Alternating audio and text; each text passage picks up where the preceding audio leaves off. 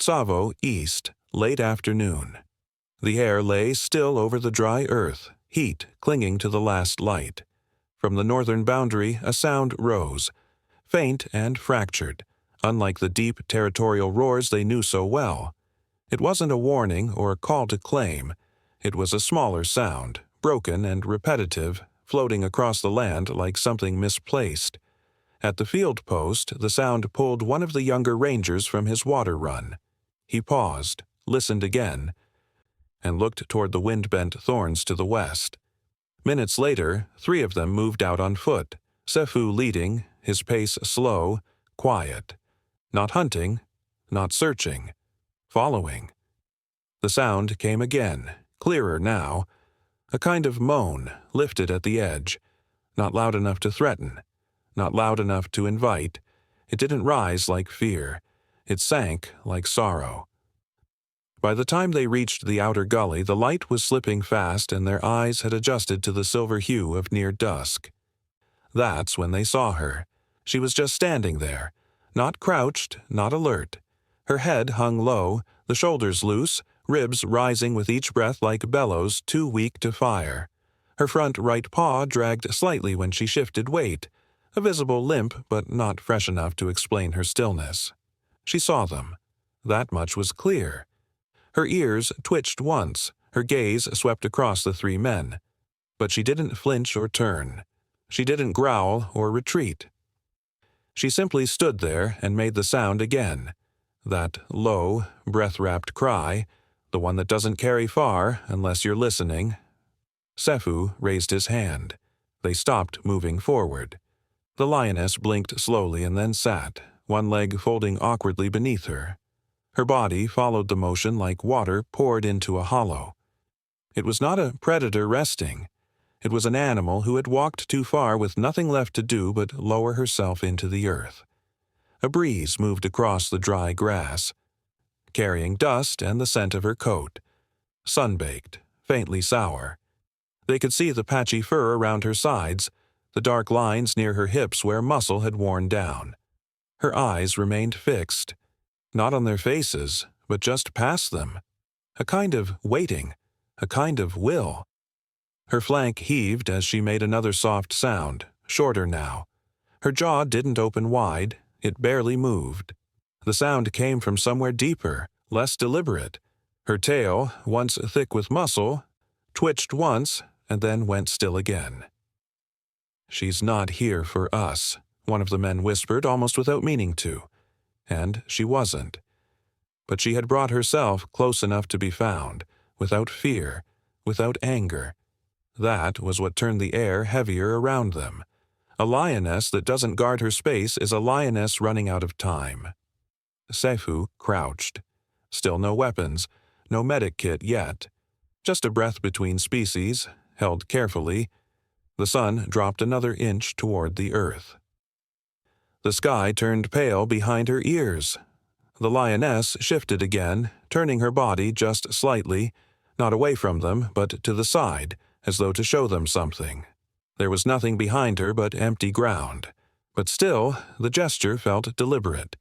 Her ribs pressed sharp against her skin as she adjusted her weight again and moaned once more, quieter than before. If she had run, they would have let her go. If she had growled, they would have left space. But she stayed, and she cried. The stakes became clear in that silence. If she moved now, they would follow. If they lost sight of her tonight, she may not rise again. If she had come this close to humans, then whatever was behind her, or gone from her, had taken something she couldn't carry alone.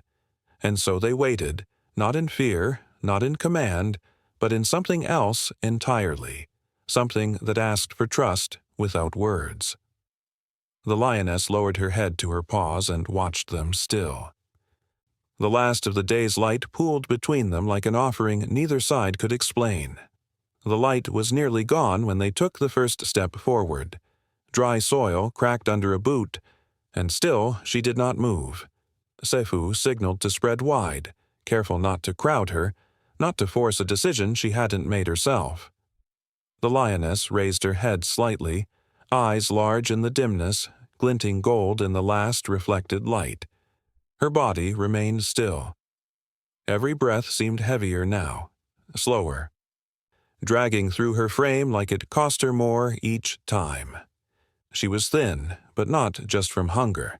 There was something different in her stillness, not injured beyond movement, not frozen in fear, something else. Her limbs stayed tucked beneath her body, not tense, but settled. As the rangers inched closer, her tail didn't twitch. Her ears didn't pin. She watched them not like prey tracking danger, but like an animal who had already weighed her options and found none. The wind stirred the acacia above, scattering dust in soft spirals around her fur. She didn't flinch. They stopped a few meters from her, forming a wide arc. No one reached out. No one spoke. She blinked once, slowly, and let her head fall back down to her paws. Her breath came in waves, shaky and uneven.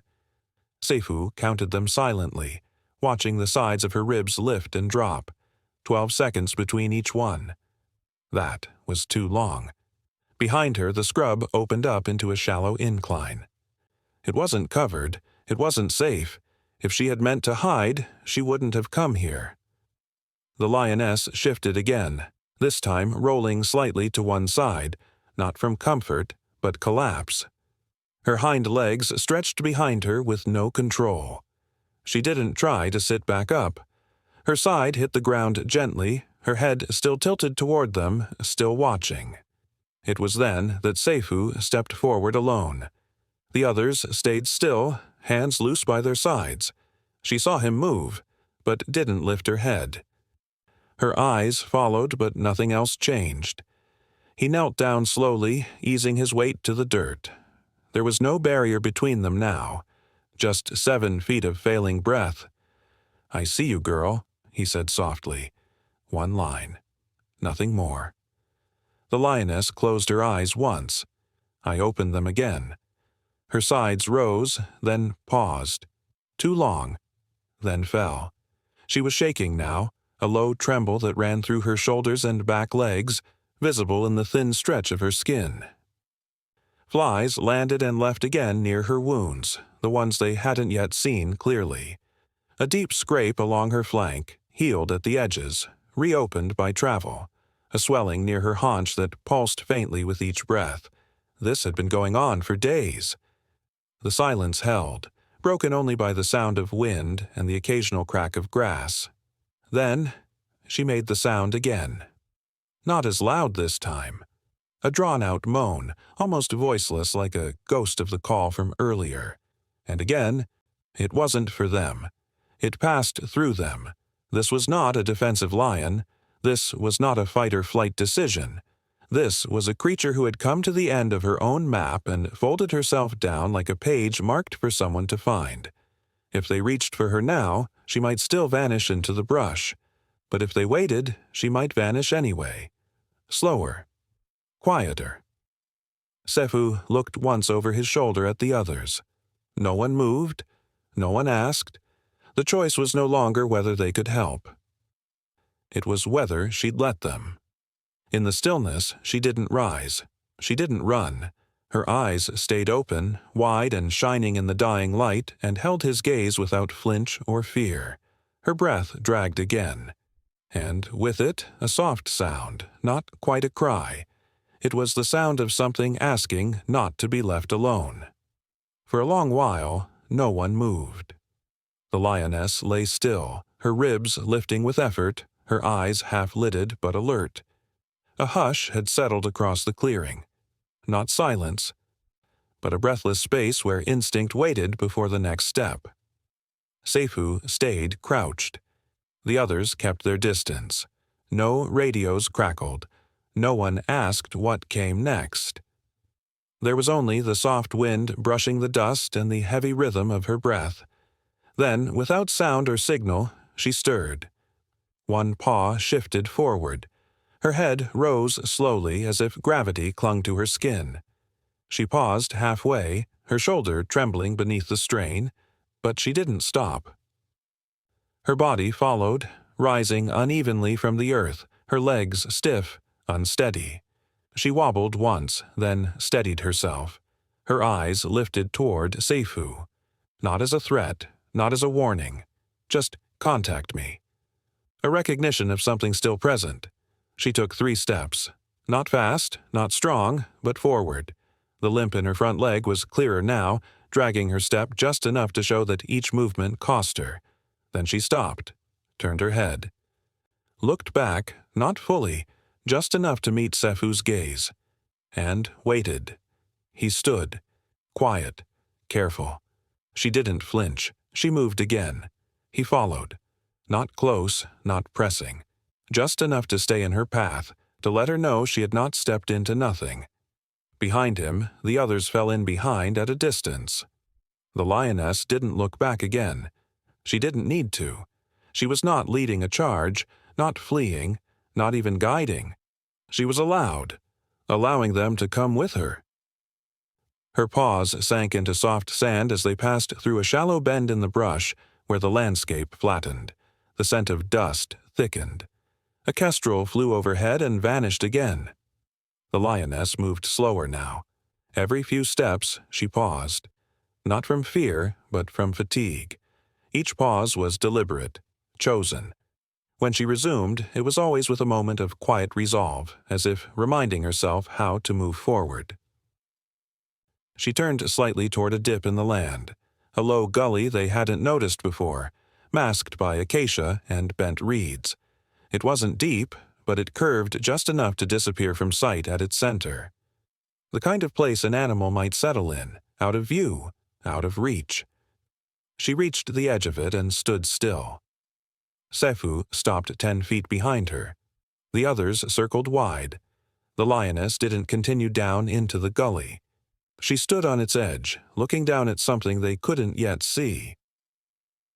Her body was rigid again, not defensive, but suspended. Then she gave one soft exhale, almost a sigh, and lay back down. Her gaze turned again toward the trees, not toward the men. She didn't cry this time. She didn't call. She had brought them here, that was all. Seifu stepped forward, scanning the gully from the ridge, his body low and still. At first there was only brush and dry soil, then a shape, small, unmoving, tucked beneath a tangle of low thorns. He didn't approach it.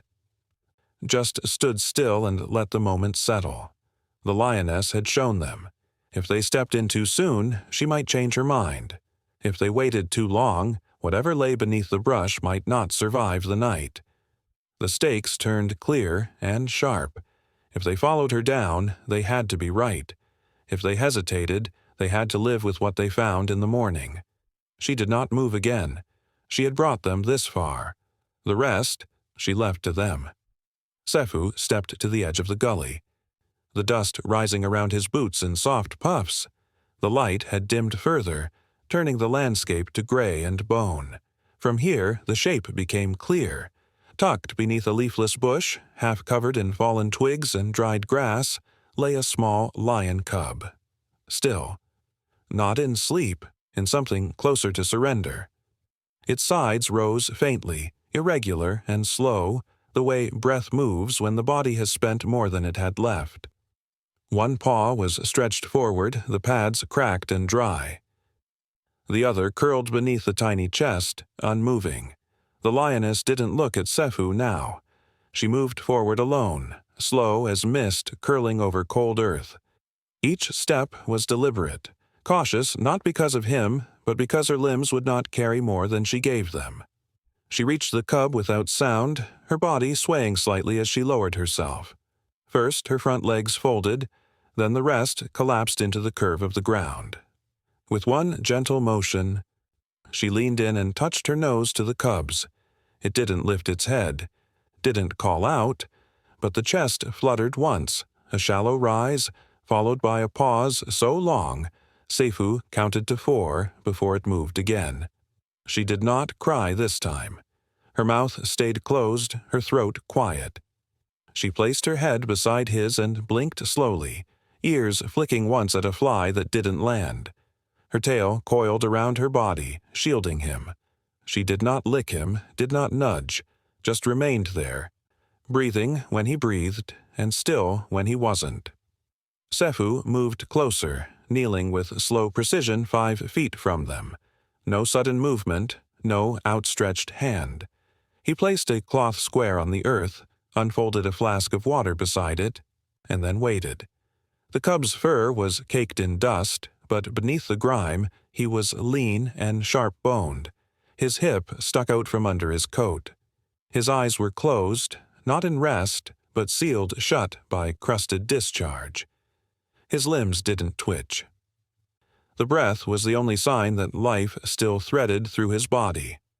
The lioness didn't glance up. She knew they were there, but her energy was spent on something smaller now.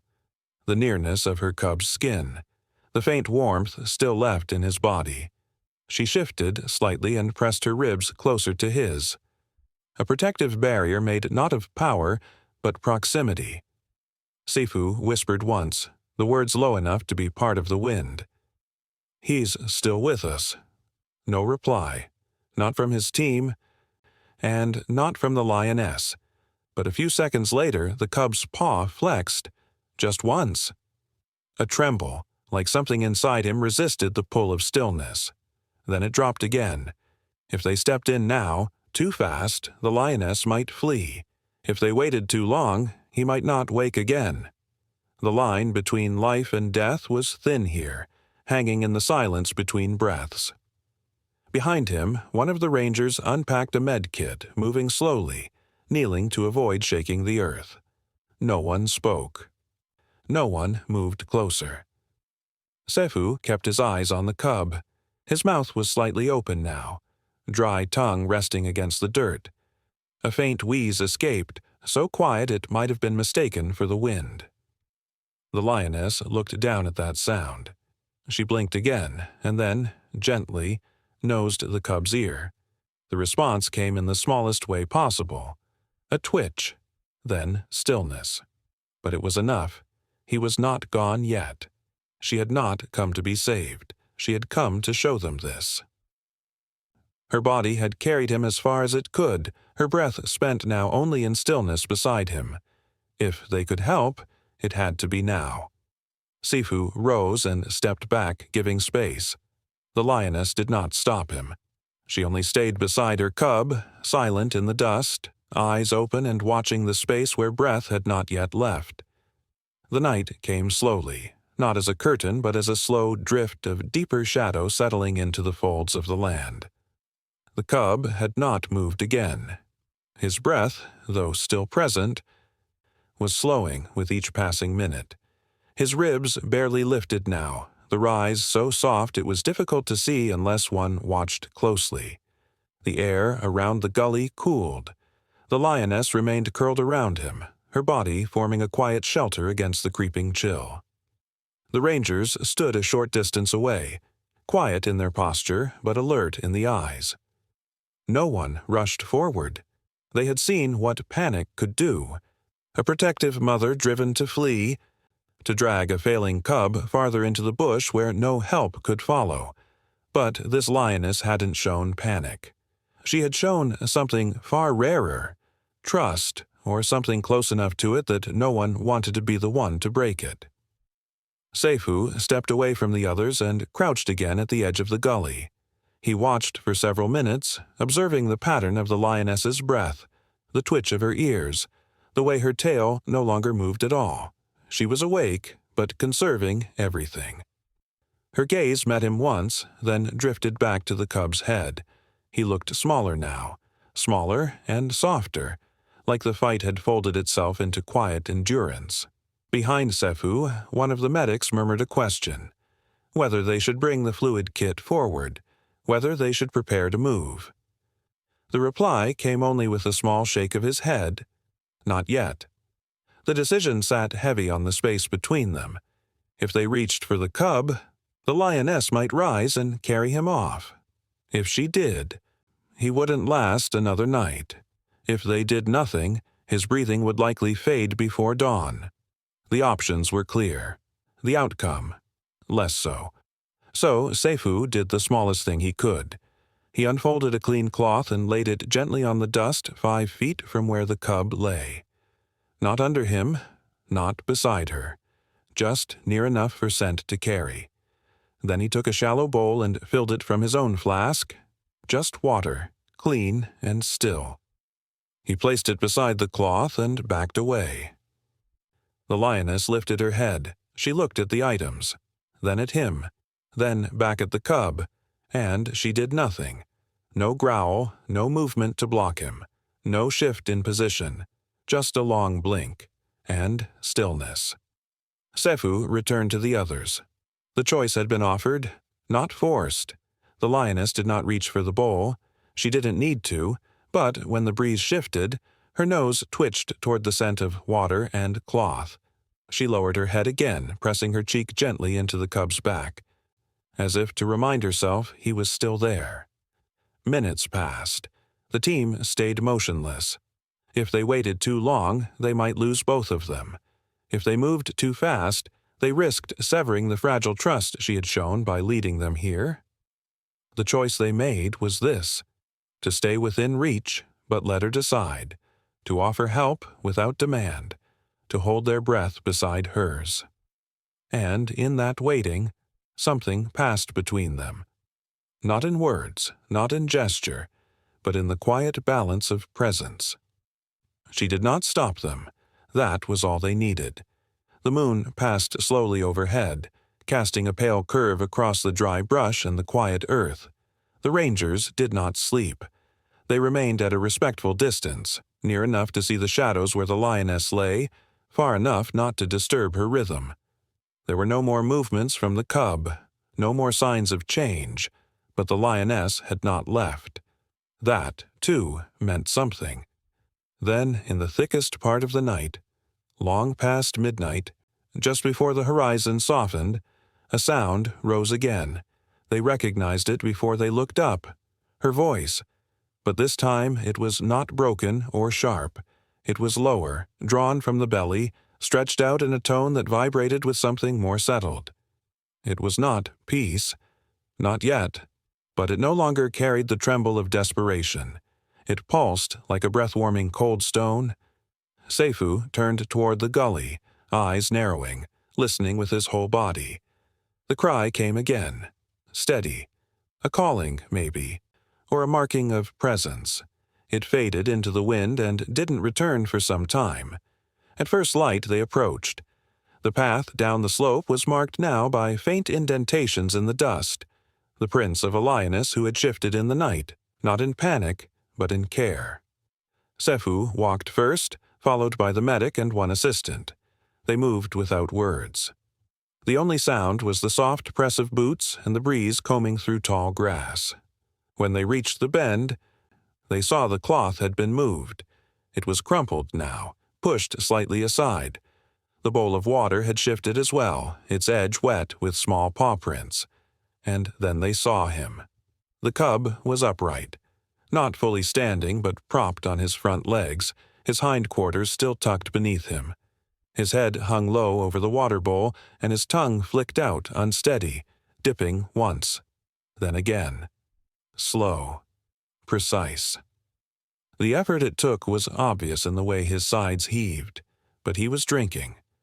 The lioness lay beside him, her front legs crossed, her posture relaxed in a way only animals beyond fear can hold. She watched them approach, her ears flicking once, twice, but she did not rise. She did not shield him.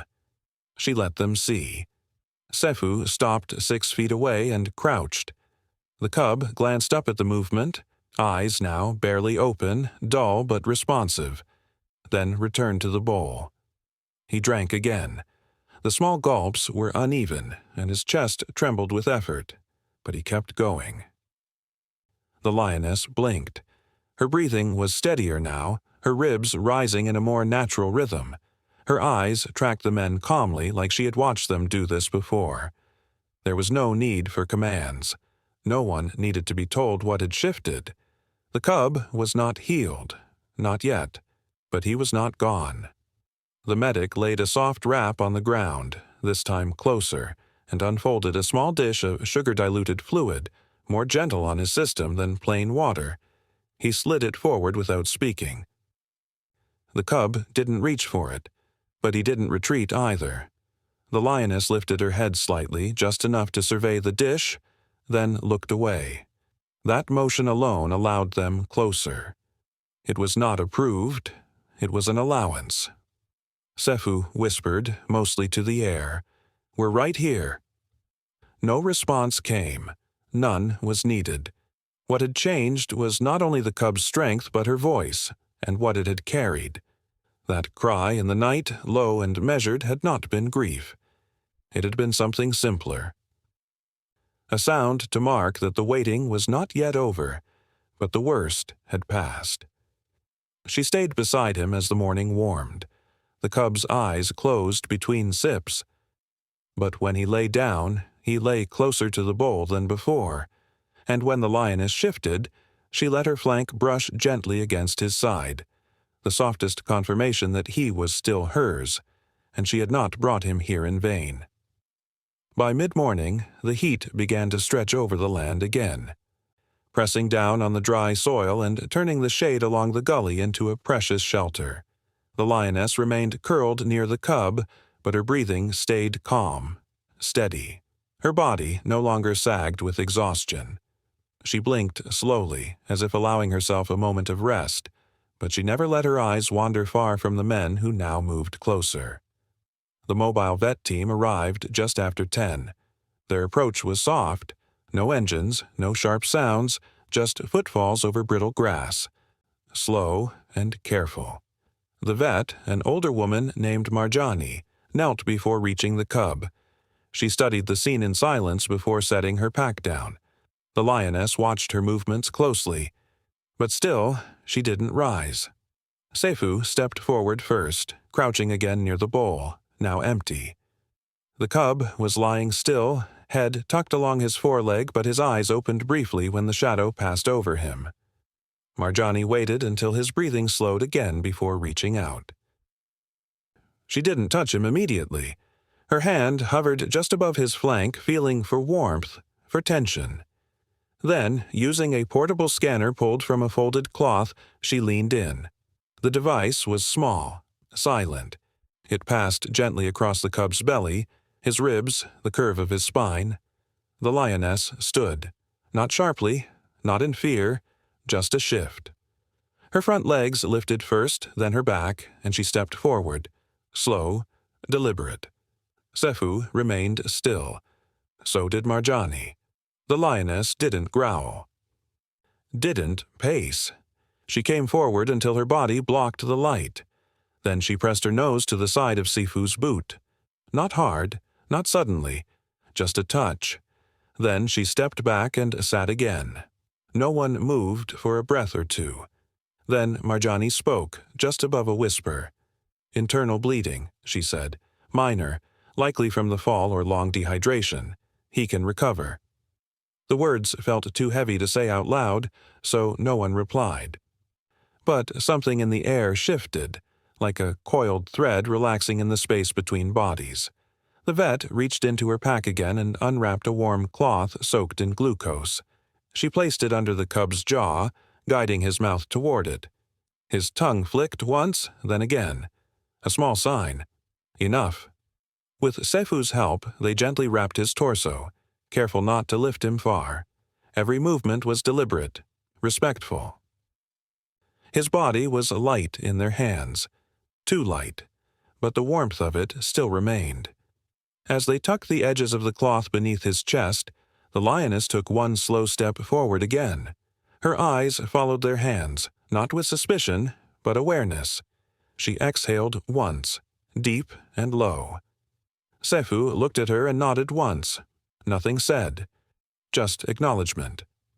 The cub blinked again, then let his eyes close. They left the cloth in place, left the glucose nearby, no injections, no attempt to separate. They had what they needed. Confirmation that he had a chance, that survival was not out of reach.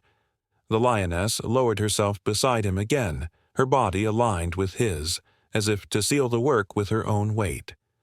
The brush around them rustled faintly in the breeze, and a kestrel circled high above the ridge.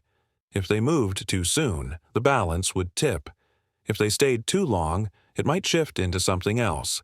But for now, the space held. Not only between lion and cub, but between her and the humans she had let come this far. And when the cub's ear twitched once against her leg, she did not move away. A week passed beneath dry skies and measured silence. The cub's recovery was slow but steady, each day marked by small victories, the first full drink without pause, the first attempt to stand, the first step that didn't collapse beneath him. At the mobile camp, he was kept in a shaded corner beneath canvas and netting, never far from the scent of the land he came from. The cloth he had been wrapped in remained near him always, never washed, still holding traces of his mother's dust and warmth. And though she did not come close again, she never left. Every evening as the light faded over the scrub, the team would see her silhouette from the ridge, a faint outline near the edge of the bush, unmoving, ears forward. She didn't cry, she didn't call, but she watched. Always.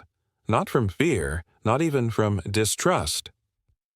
From something more ancient, knowing that whatever they were doing with him had to finish before she returned. A kind of pact had been formed in that gully, and she was honoring it in silence. By the 7th day, the cub could walk across the pen unassisted. His frame was still small, bones visible in places where muscle had not yet returned, but his movements had changed. His steps had weight now, and his breath no longer rasped against his ribs. His eyes were open, longer, more often. He no longer curled in the corners. He moved toward the scent of the open air when the flaps of the tent shifted with the wind. That morning, Sefu gave a quiet order. They would return him, not to the heart of the Pride Lands, not far into the bush, just back to the gully, the place she had chosen, the place where she had shown them the need without asking for anything more. The cub was carried in the same cloth, held loosely in the medic's arms as they walked the slow trail. They made no noise, no calls, no announcements. If she was there, she would come. If she wasn't, the land would know. They reached the gully just after sunrise. The grass had dried again from the early dew, and the wind moved in long strokes across the ground. The bowl they had once left was still there, tipped sideways, half buried in dust. They placed the cub near the same bush where he had once lain, and stepped away. He stood on his own now, unsteady but upright. His head turned toward the brush line. Then he waited. She came slowly, not from the path, from the other side.